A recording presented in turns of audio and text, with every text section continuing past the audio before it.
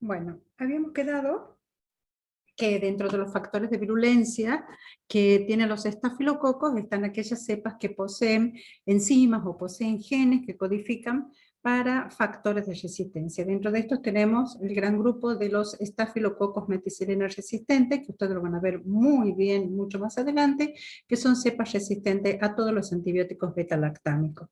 ¿Dónde se encuentran estas cepas de estafilococos meticilina resistente? Diseminadas, predominando en hospitales, pero también están diseminadas en la comunidad actualmente. ¿Cuáles son los reservorios? Personal del hospital, pacientes y objetos inanimados, camas, ropa blanca y los utensilios de los hospitales.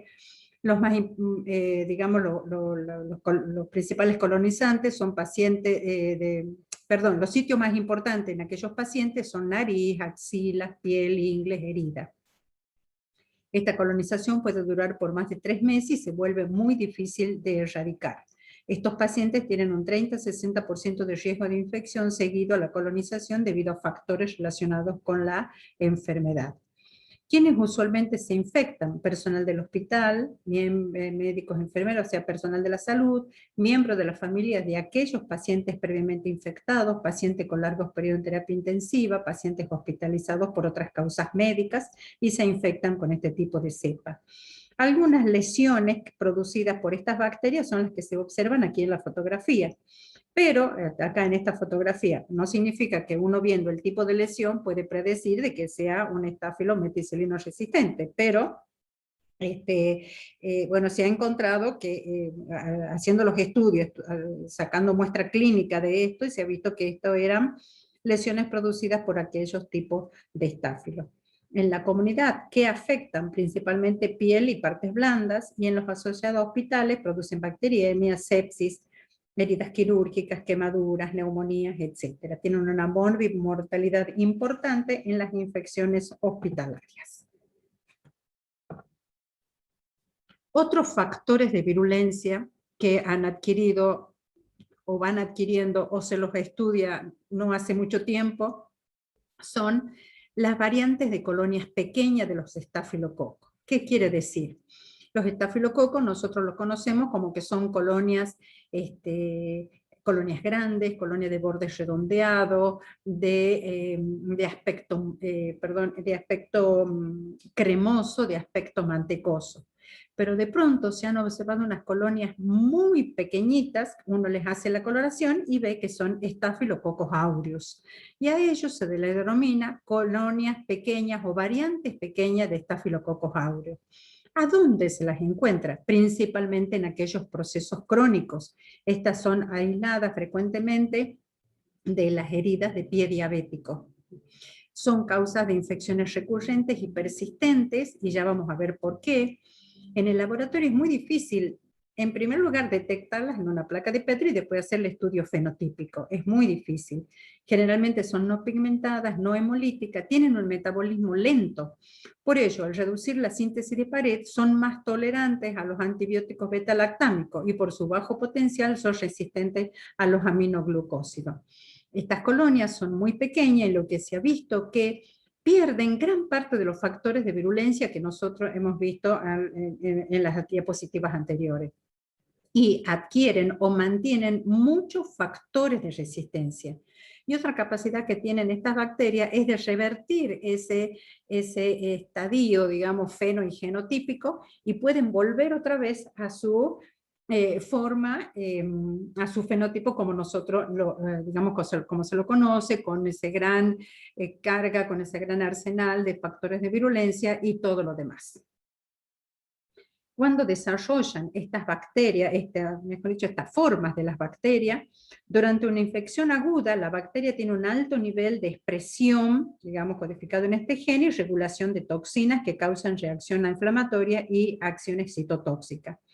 En la crónica, la bacteria aplica mecanismos de adaptación para resistir la degradación que involucra la formación de los fenotipos, y esto involucra la formación de estas formas variantes, o sea, lo único que quiere es mantenerse.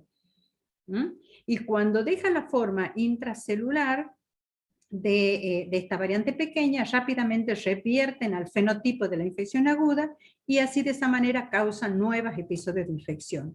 Entonces, ellos al reducir toda esa carga de factores de virulencia, todos esos componentes, como que necesitan menos energía para persistir en los tejidos, en las células, y también cuando las condiciones se dan, vuelven otra vez al fenotipo original con toda esa carga de factores de virulencia. Se han encontrado en estudios de hace alrededor de 10 años más o menos, un estafilococo, una especie que se denomina Staphylococcus argenteus, que desarrolla en forma de variante pequeña y promueven a la persistencia de la infección. Este Staphylococcus argenteus es una nueva especie de estafilococo muy relacionada con los estafilococos aureus y es considerado como una parte de un complejo de estafilococos aureus. Y hay numerosos estudios desde el año 2011 hasta ahora, hasta el año 2020, hay bibliografía con bastante información respecto a esta nueva especie de estafilococos aureus encontrada. Acá en esta fotografía nosotros vemos, con la flechita amarilla completa vemos el fenotipo de estáfilo que uno conoce.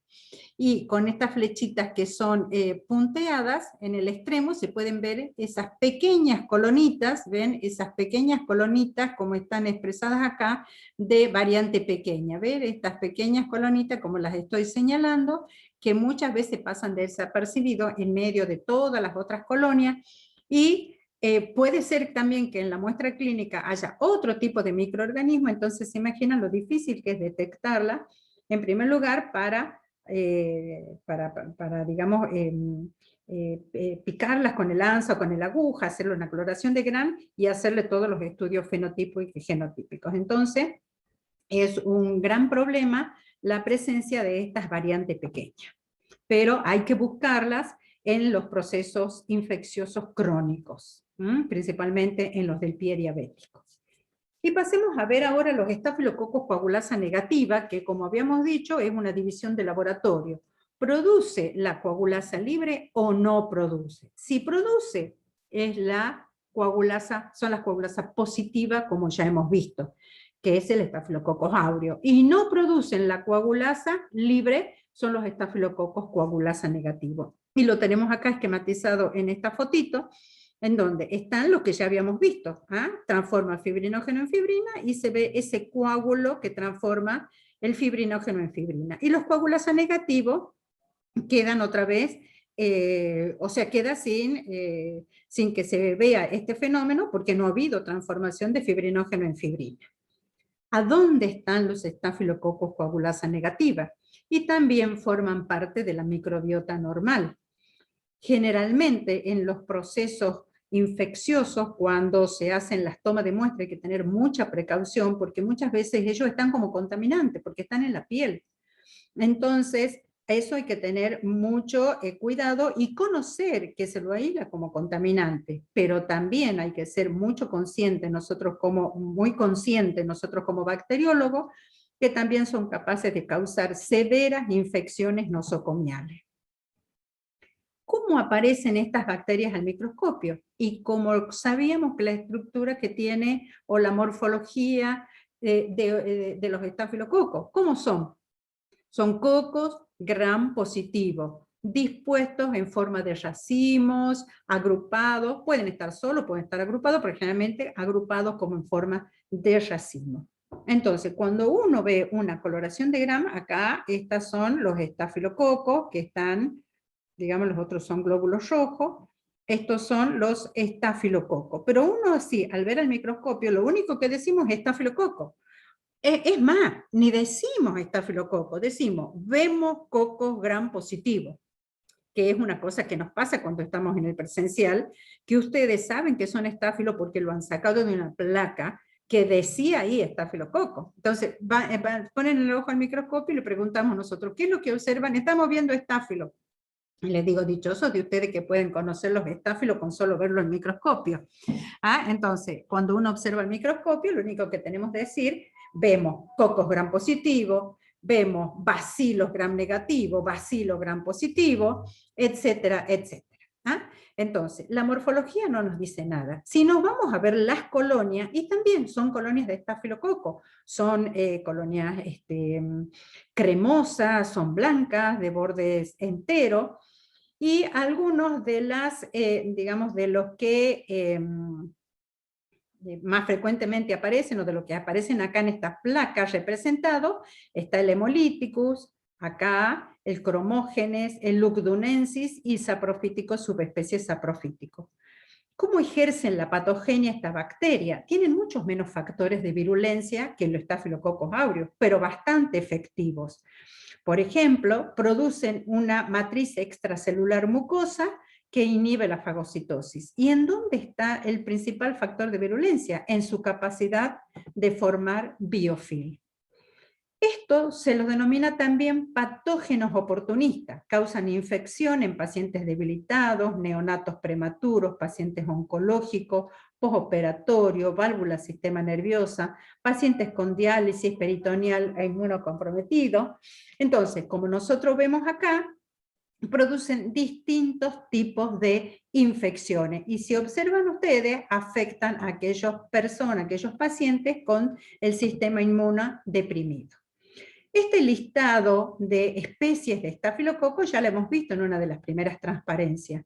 Solo el que está en rojo es coagulasa positivo, el resto son coagulasa negativo. Los que están con otro color son los que aparecen con mayor frecuencia, y el Lugdunensis y el intermedio son los que por sus características más se asemejan al Staphylococcus aureus.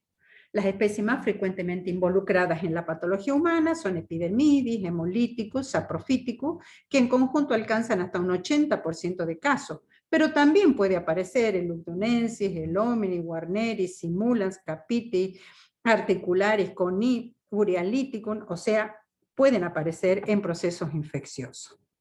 Habíamos dicho que uno de los principales factores de virulencia es su capacidad de formar biofilm. Y acá está esquematizado un catéter, y esto, digamos, veamos las diferentes etapas en que es capaz de producir el biofilm. Entonces, habíamos hablado que hay un primer paso donde existe un solo microorganismo, ellos se van acumulando hasta finalmente formar todo un cúmulo de bacterias en donde no llegan los antibióticos, no llegan las sustancias inmunes, y se termina retirando el catéter en este caso, o las prótesis u otros elementos que se pudieran haber introducido en un organismo. Entonces, dentro de esos estáfilos coagulasa negativo, tenemos el Staphylococcus epidermidis, que ya sabemos coagulasa negativa, no producen hemólisis, los factores de patogenicidad, un glicocáliz, que es esa sustancia mucosa que los rodea y que impide la fagocitosis, su gran capacidad de adherirse a superficies plásticas, y también a tejidos, a sondas, prótesis, las principales afecciones, entonces, que produce infecciones postquirúrgicas por reemplazo de articulaciones y de válvulas cardíacas, bacteriemia, por lo tanto puede ir a fijarse en cualquier órgano. Si nosotros observamos acá las colonias en esta placa de la derecha, vemos que son colonias blancas, de bordes enteros y de aspecto cremoso, como son los estafilococos. Estas células, en implantes de cirugía plástica, las células pueden unirse a la fibronectina, que se deposita normalmente sobre los implantes en un huésped, y las células pueden producir una especie de película sobre el implante, que no es un glicocáliz, sino es un ácido secoico secretado. Entonces tienen muchos mecanismos para el cual fijarse esas prótesis, quedar allí y colonizar. Staphylococcus capiti, que forma parte del microbiota de la piel, bueno, coagulasa negativa, como ya sabemos, y se caracteriza por la alta resistencia antimicrobiana, y también se lo ha encontrado como causante de endocarditis, septicemia neonatal, osteomielitis, entre otros. El Staphylococcus saprofítico también lo van a ver ustedes con mucha frecuencia más adelante en otros prácticos como causantes de infecciones urinarias en pacientes jóvenes, produce cistitis y pielonefritis, también aquellos pacientes sondados, prostatitis en ancianos, y también puede producir bacteriemias y sepsis. Factores de virulencia por el cual actúa: producción de ureasa, invasión del tejido vesical. Produce una proteína asociada a la superficie de la célula y tiene una gran adherencia a las células uretrales. Acá se observa cómo a través de los, diversos componentes que tienen, producen la evasión del sistema inmune, entonces de esta manera las bacterias pueden ir ascendiendo y llegar al riñón. El estafilococo saprofítico proviene de la colonización normal, forma parte de la microbiota, y por diferentes factores inherentes al huésped y a la bacteria, ingresa por uretra, produce afecciones de vejiga, uréteres y finalmente llega al riñón. Todo esto lo vamos a ver con más detalle mucho más adelante. El Staphylococcus hominis también lo podemos ver en estas fotografías, que es, acá vemos un gram, una coloración violeta de los cocos gram positivos y agrupado.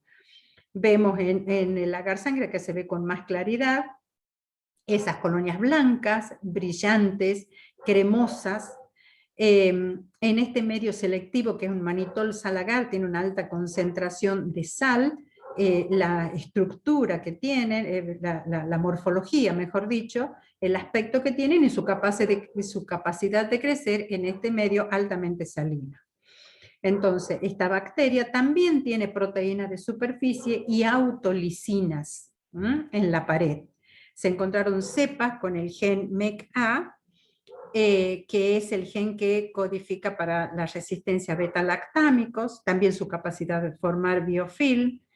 Se lo puede diagnosticar por métodos convencionales o métodos moleculares, es una cepa multiresistente también, o sea que acarrea numerosos problemas.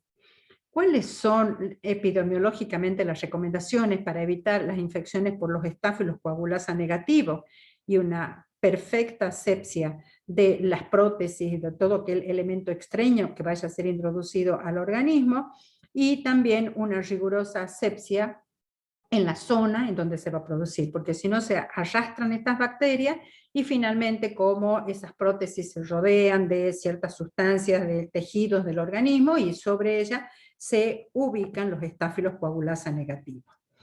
Después tenemos acá el Staphylococcus lugdunensis, que habíamos dicho que tiene el que más se asemeja al Staphylococcus aureus por la virulencia que esta bacteria tiene. Entonces también posee varios factores de virulencia, donde están, acá se ve en este esquemita el rol clínico y bacteriológico de los principales factores de virulencia del Staphylococcus lugdunensis. Entonces tiene también proteínas de adhesión, tiene sustancias proteolíticas necrotizantes, es capaz de producir una coagulación intravascular, y muchas de estas cepas tienen presente el factor de agregación o coagulasa ligada. ¿En qué lo diferencia del aureus? En que no tiene coagulasa libre. Y una de las propiedades bioquímicas así fenotípicas y que uno puede hacer en el laboratorio, que es uno de los estafilococos coagulasa negativo, capaz de decarboxilar la ornitina, como vemos acá en este caso. Como vemos acá, digamos, en esta fotografía. Ustedes saben que ya tienen que conocer, cuando vayan a los prácticos, el fundamento de cada una de las reacciones, pero en este caso el que está morado, digamos, es positivo, el que quedó como amarillito es negativo. Entonces también es un patógeno oportunista, produce varias infecciones osteoarticulares asociadas a prótesis y cuerpos extraños, endocarditis. También se lo ha encontrado en infecciones orales y oculares. Los factores involucrados son proteínas de adhesión a fibrinógeno, a fibronectina, y ese factor clamping o factor de agregación, como les había dicho. Produce autolisina y es capaz de producir biofilm. Una vez que se forma el biofilm, las autolisinas producen segregación celular y liberación de ADN extracelular. Estas bacterias, una vez separadas, migran al torrente circulatorio y alcanzan varios órganos, resultando en sepsis o síndromes de shock tóxico. A pesar que el lugdunensis es más susceptible a los antimicrobianos que Staphylococcus aureus, pero por todo la batería de factores de virulencia que tiene, es tan invasivo y es tan agresivo como Staphylococcus aureus. Bueno, llegamos al diagnóstico. Es siempre muy importante, un requisito esencial, hacer una distinción válida entre las especies de los Staphylos coagulasa negativo, de los Staphylos coagulasa positivo. Pueden ser estos comensales inofensivos o pueden ser patógenos invasivos. El problema más difícil en el diagnóstico de los coagulasa negativos es la evaluación de su relevancia clínica. Por lo tanto, la tarea diagnóstica principal es evaluar si lo que estamos aislando representa o una contaminación. ¿Se acuerdan que hemos dicho que podía estar en piel? Entonces de pronto yo tomo una muestra de sangre y aíslo un Staphylos coagulasa negativo y yo como bacteriólogo tengo que dilucidar, ¿habrá sido una contaminación cuando he tomado la muestra? O bien, digamos, o es un colonizante, es una contaminación durante la muestra, o es un colonizante, o bien es el agente causante de una infección clínicamente significativa.